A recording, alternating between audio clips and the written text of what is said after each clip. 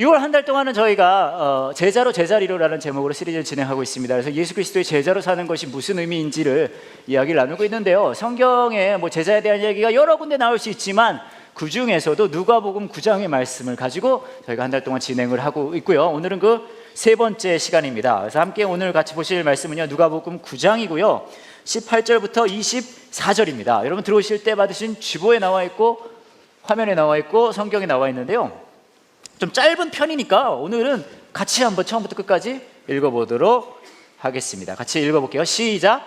예수님께서 홀로 기도하고 계실 때였습니다. 예수님께서 함께 있는 제자들에게 물으셨습니다. 사람들이 나를 누구라고 하느냐? 제자들이 대답하였습니다. 세례자 요한이라고 합니다. 어떤 사람들은 엘리야라고도 합니다. 또 어떤 사람들은 예언자 중에 하나가 다시 살아났다고 합니다. 예수님께서 제자들에게 말씀하셨습니다. 그러면 너희는 나를 누구라고 하느냐? 베드로가 하나님의 아들 그리스도십니다 라고 대답했습니다.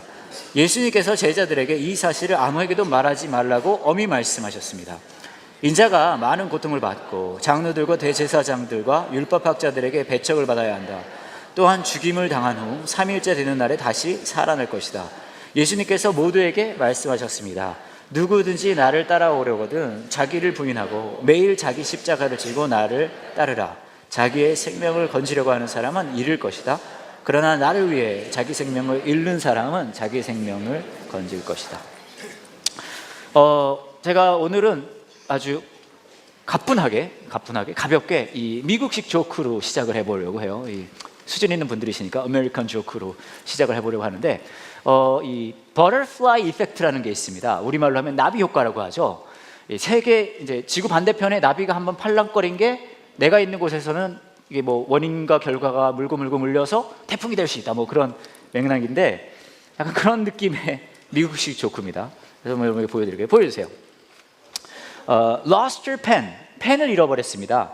No pen. 그 말은 펜이 없다는 얘기죠. No pen. 펜이 없습니다. No note. 노트 필기를 할 수 없다는 얘기죠. No note. 노트 필기를 할 수 없습니다. No study. 공부를 할 수 없다는 얘기죠. No study. 공부를 할 수 없습니다. Fail. 낙제를 한다는 얘기입니다. Fail. 낙제를 합니다. No diploma. 졸업장을 못 받는다는 얘기죠. No diploma. 졸업장을 못 받는다는 것은 no work. 직장을 구할 수 없다는 얘기입니다. No work. 직장을 구할 수 없다는 건 no money. 돈을 구할 수 없다는 얘기죠. No money, 돈이 없다는 것은 no food, 음식이 없다는 거고요. No food, 음식이 없다는 것, you get skinny, 내가 마를 거라는 얘기입니다. Skinny, 마를 거라는 것은 then you get ugly, 네가 못생겨진다는 얘기입니다. 뭐라고? 네, 말이 안 되고 갑니다. ugly, 못생겨졌다는 것은 no lover, 애인이 없다는 거고요. No lover, 애인이 없다는 건 no marriage, 결혼을 못한다는 거고, no marriage, 결혼을 못한다는 것은 no children, 아이가 없다는 거고, no children, 아이가 없다는 것은 alone, 외롭다는 거고요. alone, 외롭다는 것은 depression, 우울증이라는 거고요. depression, 우울증은 sickness, 아픈 거고요. sickness는 아픈 거니까 death, 죽는다는 거죠. lesson, 우리가 배울 수 있는 것이 무엇입니까? Don't lose your pen. 펜 잃어버리지 마세요. 여러분이 왜 지금 늙어가고 죽어가고 있습니까? 그렇죠. 근데 중간에 스키니가 어글리라는 것은 동의할 수 없네요. 아직 뭐 예외는 있으니까요. 근데 이제 이게 아까부터 말씀드렸듯이 이제 버터플라이 이펙트인 거예요. 이제 나비 효과죠. 조그마한 변화가 하나 일어났는데 그 변화로 인해서 큰 결과가 물고 물려서 나타날 수 있다. 지금 이건 조금 뭐 말이 안 되기는 하지만, 그런데 우리 삶에도 잘 되돌아보시면 여러분의 삶에도 여러분의 삶이 지금의 모습이 된 이유 중에 많은 부분은 여러분들이 했던 아주 작은 결정들이 아마 그것을 구성하고 있을 거예요. 그게 뭐 직접적인 결정이 되지 않을 수는 있어도 자그마한 결정들이 물고 물려서 여러분이 지금 있는 환경과 하고 있는 일과 함께하고 있는 사람들을 이제 결정했다고 해도 과언이 아니죠. 그래서 제가 좀 생각을 해봤어요. 우리는 많은 결정들을 하잖아요. 우리는 결정을 왜 어떤 식으로 결정을 할까? 어떤 방법으로 결정을 할까? 너무 당연한 이야기이긴 한데 이렇게 결정을 하더라고요. 찰나의 순간에 우리가 아무리 작은 결정을 하더라도요, 우리는요, 우리의 가치 판단이란 걸 해요. 무슨 말이냐 하면 약간의 이제 결정할 수 있는 옵션들을 두고, 그렇죠? 선택들을 두고 어느 것이 나에게 더 가치가 있을까를 그 순간에 판단을 해서 그 선택을 딱 한다는 거죠. 그런 것들이 모아져서 직결된 게 지금 여러분의 모습이고 삶이라고 이야기할 수 있겠죠. 물론 내가 선택하지 않는 부분들도 많이 올 수도 있겠지만 그런 부분들도 많이 있어요. 오늘 아침에도 여러분 아침에 일어나셔서 이 좋은 날에 그렇잖아요. 또 휴일이고 근데 지금 밤이래요. 오전 11시 26분인데 이 자리에 앉아 계시잖아요. 무슨 말입니까? 여러분이 나름의 가치 판단을 한 거죠. 아침에 일어나셔서 교회를 갈까? 제낄까? 오늘 누가 설교지? 써니구나. 가볼까? 물론 못 오신 한 3,000분이 계세요. 거기서 제낀 분들이 여하튼 이렇게 판단 같은 걸 한단 말이에요. 우리 삶을 그것들을 구성한다고 해도 과언이 아닙니다. 오늘 저와 여러분이 읽은 성경의 본문 이야기를 보면 사실 교회 역사의 가장 유명한 대화 중에 하나입니다. 뭐 가톨릭이며 뭐 개신교 상관없이 굉장히 유명해요. 여러분도 아마 교회를 어느 정도 다닌 분이시라면 지금 저와 여러분이 읽은 이 본문은 굉장히 익숙하실 거예요. 한번 그 내용을 살펴보면 이런 내용이에요. 오늘 말씀 보시면은요, 예수님께서 제자들에게 물으세요.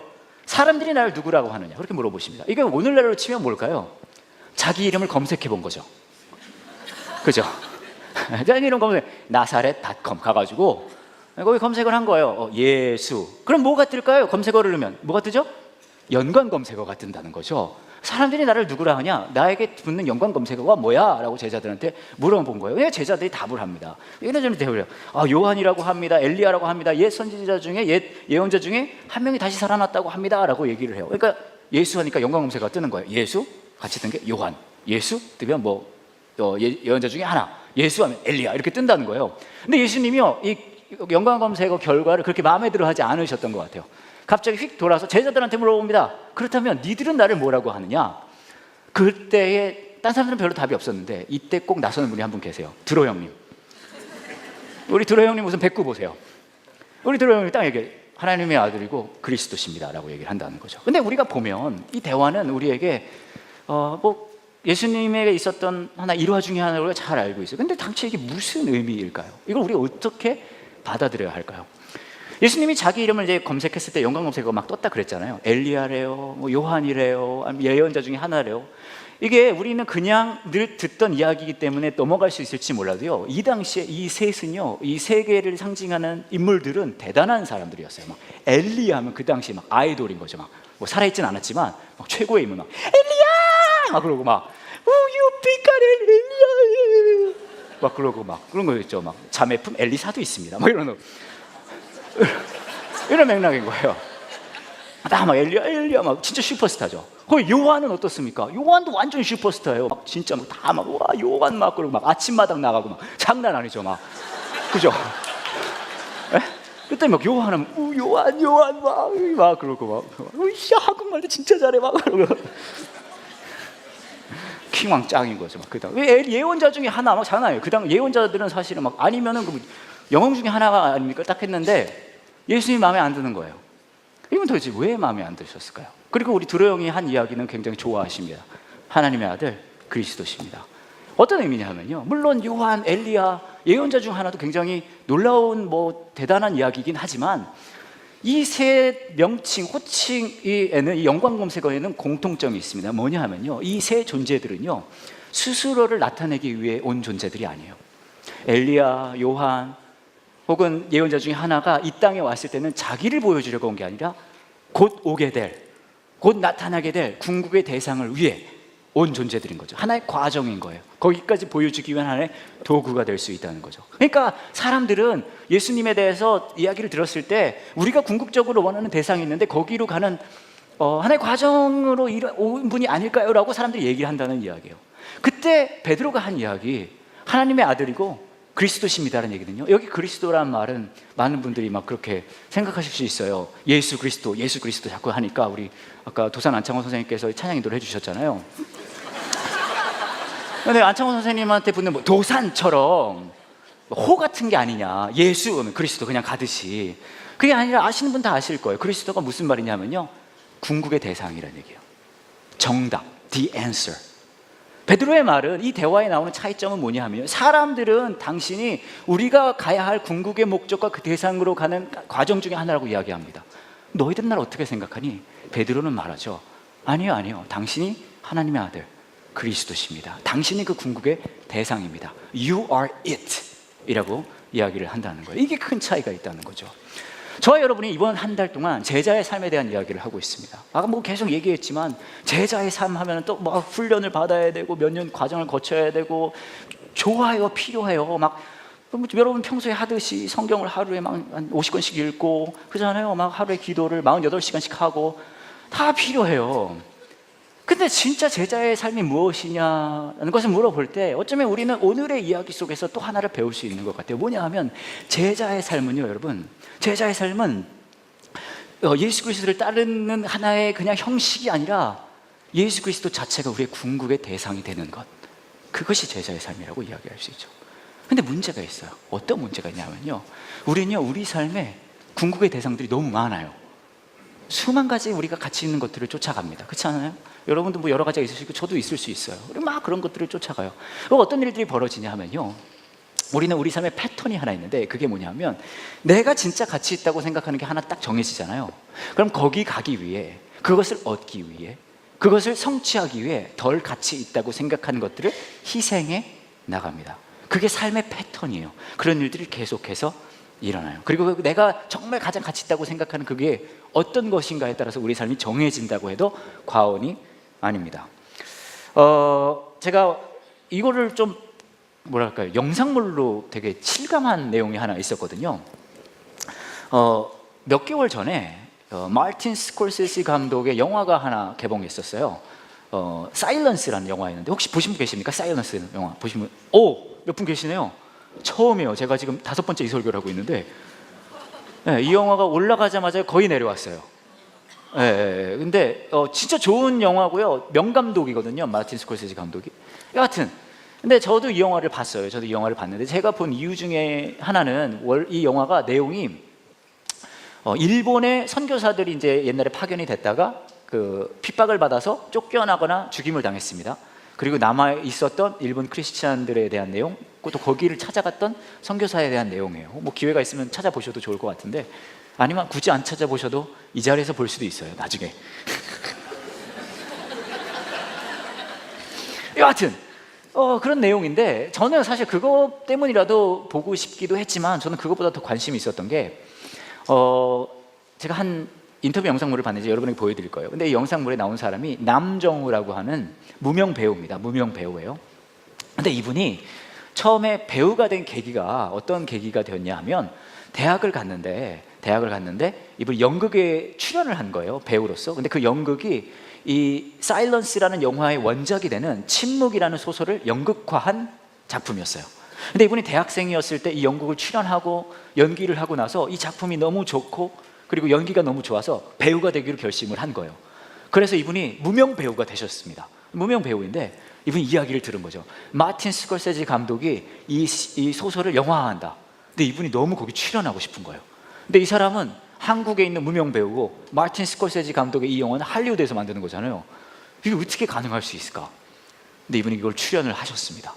그 과정을 제가 인터뷰한 거를 영상으로 지금 보여드리겠습니다.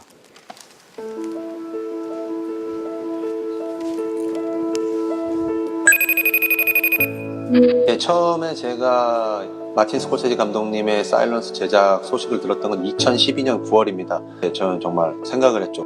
세계적인 거장이 내가 정말 사랑하는 작품, 나를 배우로 만들어준 작품을 연출한다. 반드시 출연하고 싶다. 제가 한국에 있으면은 가능성은 0%지만 대만으로 가면은 어쨌든 50대 50이 된다고 생각했거든요. 저는 이번에 2월 28일에 개봉하는 사일런스의 유일한 한국인 배우로 출연한 배우 남정우라고 합니다.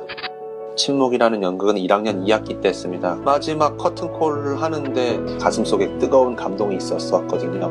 끝까지 한번 가보자 라는 걸 느끼게 해줬던 작품이기 때문에 그 사일런스에 꼭 출연을 하고 싶었던 거죠. 2014년 12월에 이제 마지막 기사를 봅니다.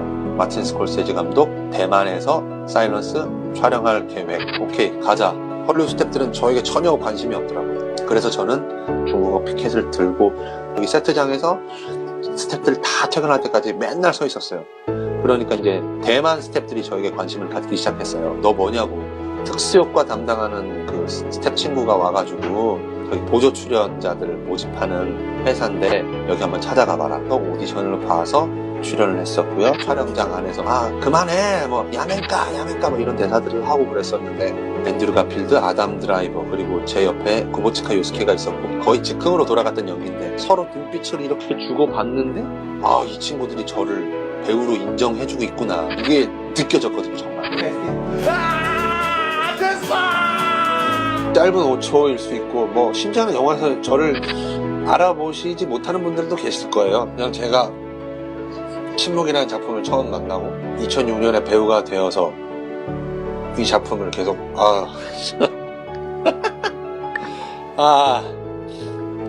그 작품 때문에 계속해서 도전해왔던 것이 정말 너무 감사하고, 저에게는 5초가 아니라 14년이고 그때까지 배우 인생 전체라고 저는 생각합니다. 차기작을 걱정하지 않는 배우가 돼서 관객 여러분들 많이 만나 뵙고 싶은 게 지금 저의 첫 번째 목표고요. 오늘 떠나서 저는 계속해서 도전하는 그런 배우가 되고 싶습니다.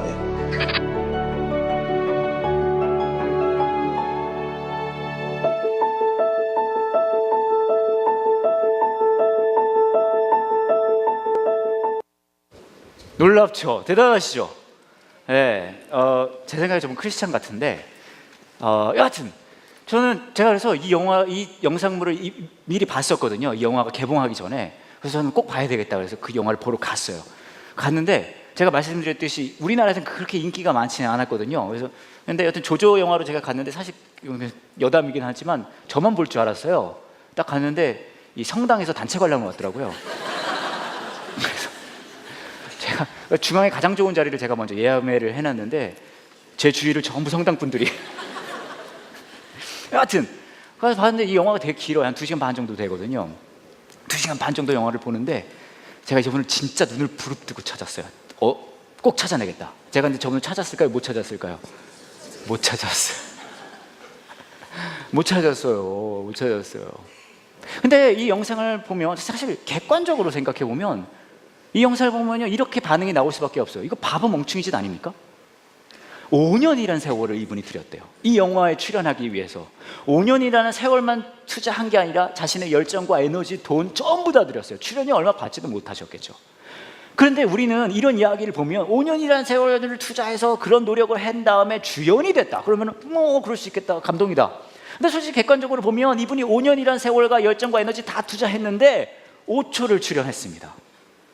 근데 객관적으로 우리가 생각을 했을 때 판단을 하면 바보 멍충이 짓을 했다고 생각을 하지만, 되게 재밌는 사실이 뭔지 아십니까? 우리는 다 마음속에 이 영상을 보면 아마 그 생각 했을 거예요. 멋있다. 그죠? 멋있다는 생각 하지 않으셨어요? 왜 그럴까요? 왜냐면 여러분도 바보 멍충이거든요. 무슨 말인지 아세요?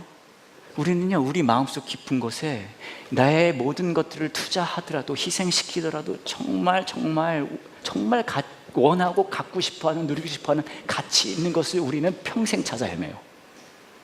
여러분, 제자의 길이 뭔지 아십니까? 제자의 길은 그냥 일요일이면 교회에 와서 예배 참석하고 뭐 속으로 물론 다 중요해요. 근데 제자의 길의 핵심은 예수 그리스도께서 저와 여러분을 부를 때 그 가치를 실감하라는 거예요. 사람들은 나를 뭐라고 하니? 요한이래요, 엘리야래요, 예언자 중에 하나래요. 그래 어디 다른 궁극의 목적을 가기 위해 다 가는 과정이라고 생각하겠지. 근데 너는 나를 뭐라고 하니? 너는 내가 네 삶의 궁극의 가치로서의 그 가치를 너는 누리고 있니? 제자의 삶이 무엇입니까? 매 순간순간 예수님께서 저와 여러분에게 그걸 물어보시거든요. 너는 나를 뭐라고 하니? 너는 나를 뭐라고 하니? 너는 나를 뭐라고 하니? 예수님, 당신은 내가 원하고 갖고 싶어하는 그 다른 가치 있는 것들을 희생시키면서까지도 누리고 싶은 궁극의 가치입니다. 그것이 사실은 제자의 길이거든요. 그렇기 때문에 예수님이 여기서 딱 스토리가 끝나지 않아요. 예수님의 이야기가. 예수님이 이어가세요. 예수님 얼마나 친절한지 몰라요. 지금 베드로가 네가 제정신으로 한 얘기가 아니구나 라고 얘기를 해줘요. 20절에 보시면은, 그럼 너희는 나를 누구라 하냐? 베드로가 하나님의 아들 그리스도십니다 라고 답을 하죠. 그러자 예수님이 22절에 이렇게 얘기를 해요. 인자가 많은 고통을 받고 장로들과 대제사장들과 율법학자들에게 배척을 받아야 한다. 또한 죽임을 당한 후 3일째 되는 날에 다시 살아날 것이다. 네가 궁극의 목적이라고 하는 존재가 겪어야 할 길이야 라고 얘기를 해줘요.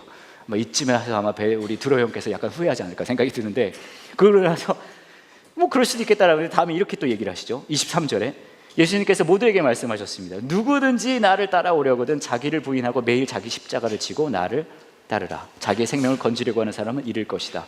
그러나 나를 위해 자기 생명을 잃는 사람은 자기 생명을 건질 것이다. 정말 아이러니한 사실은 뭔지 아십니까? 예수님께서 우리 삶의 궁극의 가치로서 가장 빛날 때가 언제냐면요, 우리가 예수님보다 가치가 덜 나간다고 생각하는 것들을 희생해 나갈 때예요. 그때 그 예수님이 우리 삶의 가장 큰 가치로 빛나세요. 그리고 그것을 누릴 수 있는 것이 제자의 삶이죠. 근데 이게 진짜 힘들어요. 다시 말씀드립니다. 진짜 힘들어요. 경고예요, 경고. 제가 라디오 프로그램을 하나 해요. 극동방송에서 아름다운 세상 아름다운 사람이라고요. 토요일 오후 5시에 방송되고요. 93.3MHz입니다. 다시 말씀드릴게요. 아름다운 세상 아름다운 사람. 토요일 오후 5시 93.3MHz. 절대 사람들이 막 듣지 않고 막 그래서 얘기하는 거예요. 여하튼 근데 이게 제가 이 방송을 할 때는 방송 내용 자체에서는 제가 막 생방송인 것처럼 해요. 근데 실제로 녹음 방송입니다. 그래서 가끔 놀라시는 분들이 계세요. 예를 들어 5시 방송인데 5시 반에 저를 만나기로 했잖아요. 방송을 듣고 왔는데 저를 만난 거예요. 막 되게 놀라세요. 이거 어떻게 했냐? 그러면 제가 이제 영성이죠. 이렇게 여하튼 하는데 몰아서 녹음을 하거든요. 몇 개월 전에 있었던 일인데 제가 서울에 있는 극동방송에 가서 녹음을 모아서 했어요. 그래서 한 4시간 정도 한 것 같아요. 근데 너무 힘들더라고요. 제가 이 신체적 특징이 있는데 첫 번째는 뭐냐 하면요, 전체적으로 신체가 되게 엉성해요. 그리고 두 번째는 뭐냐면 되게 잘 지쳐요. 근데 4시간을 녹음을 막 연속으로 하니까 너무 힘든 거예요. 막 너무 힘들다, 너무 힘들다 막 그러면서 겨우겨우 끝냈어요. 근데 끝나고 집에 오면 더 좋겠지만 집에 못 오고 끝나자마자 이제 저희 와플 직원들 회의가 있었어요. 그래서 앉아서 회의를 또 1시간을 넘게 했습니다. 막 너무 힘들고 빨리 집에 가고 싶다 막 그러고 있었는데 위로가 되는 문자를 제가 하나 받았어요. 제 아내가 저한테 문자를 보내줬는데 뭐냐 하면 오늘 일찍 오냐, 맛있는 거 해주겠다. 근데 저희 집은 이런 일이 자주 일어나진 않거든요. 거의 한 6, 7년에 한 번 와요. 안식년의 개념이에요.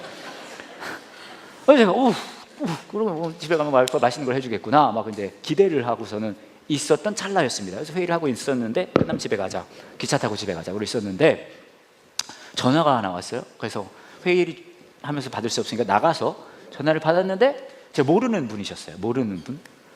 전화를 받았더니 이렇게 말씀을 하시는 거예요. 목사님, 써니 목사님이십니까? 그래서 네 맞습니다. 안녕하세요. 저를 써니 목사님 말씀해 주시는 게 이분이 우리 교회 분은 아니신데 우리 교회 인터넷 설교를 계속 보시는 분이신 거예요. 다른 지역에 사시면서. 그런 얘기를 해요. 저희 써니 목사님 설교 오면 이렇게 다 보고 계십니다. 네 그러세요 라고 말씀을 드렸는데 이분이 그러시는 거예요. 써니 목사님, 제가 오늘 죽기를 작정한 날입니다. 오늘 제가 죽으려고 작정한 날이에요. 그러면 이런 말씀하시는 거예요. 근데 제가 써니 목사님 설교를 계속 봐왔기 때문에 제가 죽기 전에 목사님께 전화를 한번 드려봤습니다. 그래서 제가 이제 굉장히 놀랐죠. 놀라가지고 이제 뭐 말씀을 위로해드리고 아닙니다, 하나님은 다른 계획을 가지고 계실 거예요. 막 말씀 막 드렸어요. 한참 하고 나서 그 다음에 이제 기도도 해드리고 그렇게 했어요. 그리고 끊었어요. 끊었는데 하나님이 이제 성령 하나님이 제 마음에 자꾸만 말씀하시는 것 같았어요. 써니야, 지금 그 사람한테 가봐라. 그 사람한테 가봐라.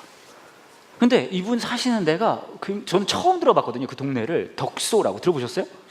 저 경기도 남가주 근처에 있어요. 근데 제가 있던 데서 1시간 거리 되더라고요. 그래서 제가 너무 피곤하고 지치고 힘들고 막 그랬단 말이죠. 근데 그럼에도 불구하고 하나님께서 제 마음에 그런 말씀을 주시는 거예요. 그래서 그런 마음을 써니야, 아니야, 너 지금 가봐야 될 것 같아. 또 그렇게 마음을 주시니까 또 제가 어떻게 하겠어요? 그래서 제가 이제 답을 드렸어요. 네 하나님, 싫어요. 가기 싫어요 하나님. 제가 지금 전화로 다 했잖아요. 위로도 했고 기도도 해줬잖아요. 뭘 어떻게 갑니까? 너무 멀어요. 덕소 가는 것도 문제지만 집에까지 오는 것도 문제고 전 못 갈 것 같아요. 하나님, 안 가겠습니다. 그렇게 얘기를 했어요. 그래서 그리고 이제 상황 끝. 근데 마음이 좀 불편하잖아요. 여러분 불순종한 느낌 좀 아실 거 아니에요? 맨날 느리시잖아요, 그 마음. 우후. 한쪽 마음이 막 그래요. 그래 이러면 안 되겠다. 이것을 정당화해야 되겠다는 생각이 들었어요. 그래서 다시 이제 회의하는 데로 가서 직원들한테 이 얘기를 했죠. 내가 지금 전화를 받았는데 덕소라는 곳에 있는 분이 이런 얘기를 해주시고 이런 상황인데 내가 이제 기도해드렸는데 하나님이 나한테 가라고 하시는 것 같은데 덕소 너무 멀지 않냐? 딱 그렇게 얘기를 했어요. 그래서 저희 시나리오가 뭐냐면 그럼 직원들이 목사님 안타깝네요. 오늘은 좀 어려우실 것 같아요. 너무 멀어요 덕소는. 또 나중에 기회가 되면 한번 가보세요. 이게 제 시나리오예요. 그러면 제 마음은 편해지고 모두가 해피한 상황이잖아요. 그래서 제가 그렇게 얘기를 했죠. 이 덕소 이렇게 전화 빵빵 나 마음 싫어 딱 그래. 한참 직원들이 듣더니 한 명이 갑자기 손을 번쩍 드는 거예요. 여직원이 이렇게 얘기하는 거예요. 그러더니 목사님 와 대단한데요. 어떻게 이런 일이 있을 수 있어요. 그러더니 이런 얘기하는 거예요. 사실 제가 1시간 있다가 회의가 끝나고 나면 저희 남편이랑 같이 그 지역에 가기로 했어요.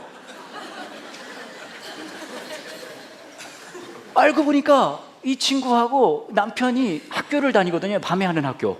그 지역에 있는 학교, 덕소 지역에. 일주일에 3번을 가는데 그날인 거예요.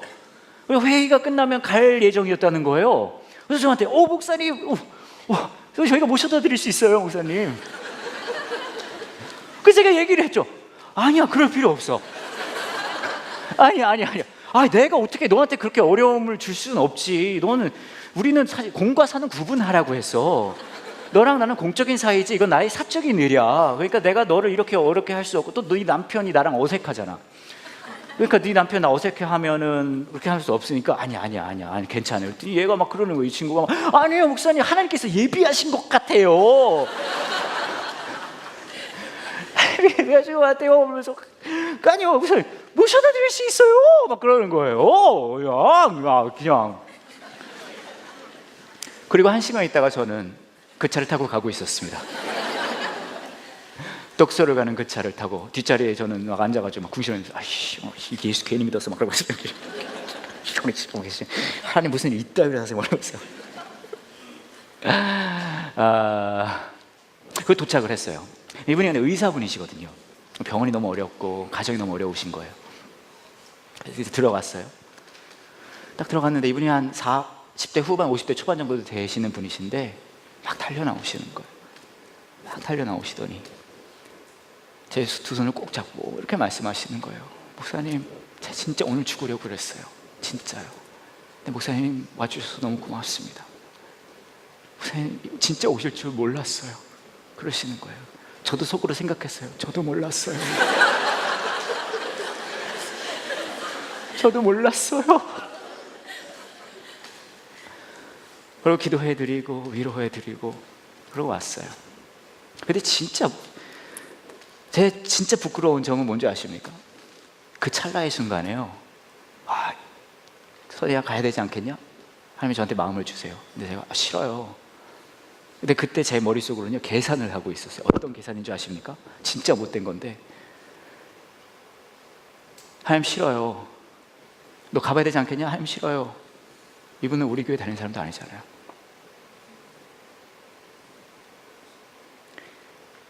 제가 가지 않는다 하더라도 이분이 저에 대해서 생각하는 게 내가 피해를 입을 것 같지 않아요 라고 제가 그 순간에 계산하고 있었어요. 진짜 못됐죠.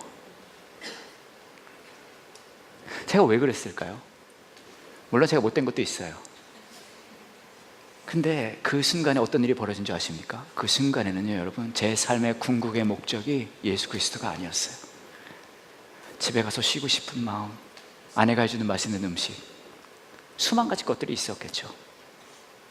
제자의 삶은 복잡하고 어려운 게 아닌 것 같아요. 제자의 삶은 뭔지 아십니까? 예수님께서 늘 우리에게 물으시는 그 질문에 답하는 거예요. 그래 사람들은 날 그렇게 얘기하겠지. 너는 나를 누구라고 생각하니? 너는 나를 누구라고 생각하니?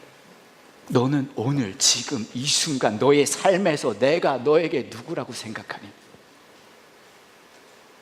네 삶에 내가 너의 궁극의 목적이니? 여러분 그 길을 가기 위해선 수많은 것들을 계속해서 희생해 나가면서 가야 돼요. 그 길로 예수님은 저와 여러분을 부르십니다. 그 고난주간에 있었던 일이에요. 고난주간에 있었던 일인데 저희 교회가 평소에는 십자가를 내놓지 않잖아요. 근데 고난주간에는 저희가 내놓습니다. 그래서 이제 고난주간 저녁 때 저희가 이제 모임을 했거든요. 그래서 월요일 오후에 제가 십자가를 꺼내놓으려고 왔어요. 저희 교회 십자가가 어디 있냐면요. 다른 사람한테 알려주지 마세요. 그나마 하나밖에 없는 거 다른 사람이 가져갈 수 있으니까. 십자가가 저기 보시면 저 문 보이십니까? 저 문 뒤가 창고입니다. 저 안에 저희가 십자가 잘 모셔놨어요. 근데 이제 그날 제가 이제 십자가를 빼려고 저 문을 열고 빼는데 저 창고가 좀 좁아요. 그래서 막 꺼내는데 잘 안 나오는 거예요. 그래서 제가 이제 예수님의 마음을, 그 고난을 공감한다는 마음으로 아무도 부르지 않고 혼자 그거를 짊어지고 막 나오는 거예요. 얼마나 아름답습니까? 근데 막 끄시고 나오는데 무슨 일이 벌어졌냐 하면요, 이게 제가 막 하다가 이게 문과 벽 사이에 껴버린 거예요. 이렇게요.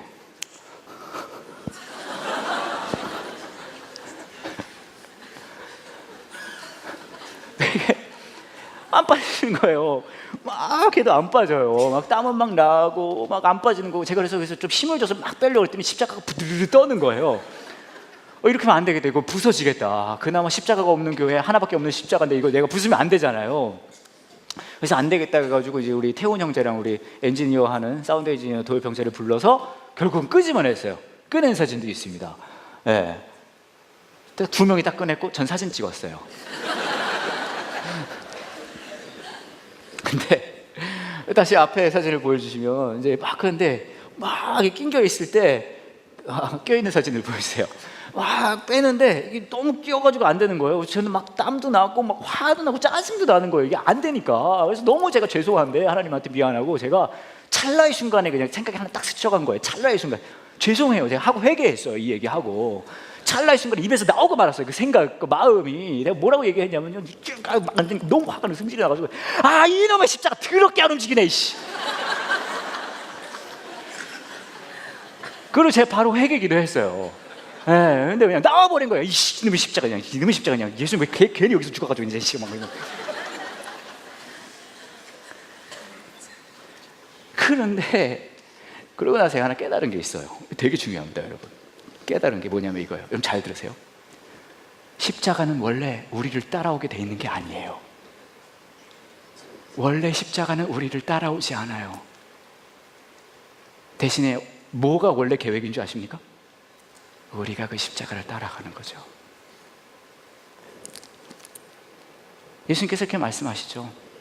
너 날 따라오기 원하니? 그러면 너 자신을 부인하고 네 십자가 지금 날 따라와. 십자가와 예수 그리스도가 우리를 따라오겠다고 약속하신 적은 한 번도 없어요. 제자의 길은 그런 길이거든요. 내가 원하고 좋아하는 거, 가치 있는 거 많이 끊임없이 희생하는 거예요. 왜요? 내 삶의 진짜 궁극의 목적이 되시는 그 예수 그리스도를 온전히 누려가는 그 삶이 제자의 삶이기 때문입니다. 제가 얼마 전에 재밌는 걸 하나 본 게 있어요. 인터넷에서. 한 초등학생의 일기입니다. 여러분에게 읽어드릴게요. 보여주세요. 초등학생 일기. 4월 13일 일요일. 제목 분노의 드라이브. 오늘 저녁에 엄마, 아빠, 주아와 함께 북부 해수욕장으로 차를 타고 바람 쐬러 갔다.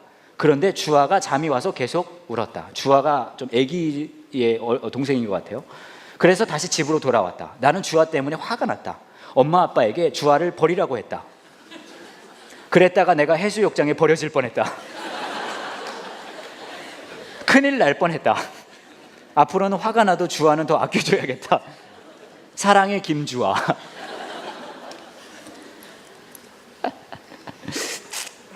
되게 귀엽죠? 이 보면은 이제 해수욕장에 가는 것을 위해서 동생 따윈 버릴 수 있다는 거잖아요. 그죠? 네. 사실 이게 우리의 삶이에요. 그렇지 않습니까? 내가 진짜 가치 있다고 생각하는 것을 위해서 우리는 끊임없이 다른 것들을 버립니다.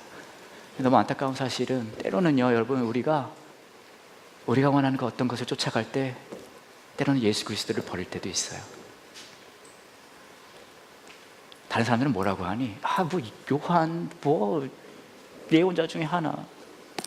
그때 예수님 우리에게 물어보세요. 너는 나를 뭐라고 하니? 내가 네 삶의 진짜 궁극의 대상이니? 왜 그렇게까지 해야 됩니까? 왜냐하면 여러분 잘 들으세요. 예수님께서 저와 여러분을 먼저 그분의 궁극의 대상으로 삼으셨기 때문입니다. 우리를 위해 자신의 모든 것을 버리는 것을 마다하지 않으셨거든요.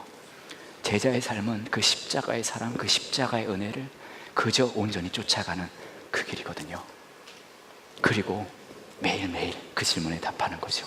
네, 예수님, 당신은 하나님의 아들이고 그리스도이십니다. 그 예수 그리스도를 내가 누리기 원합니다.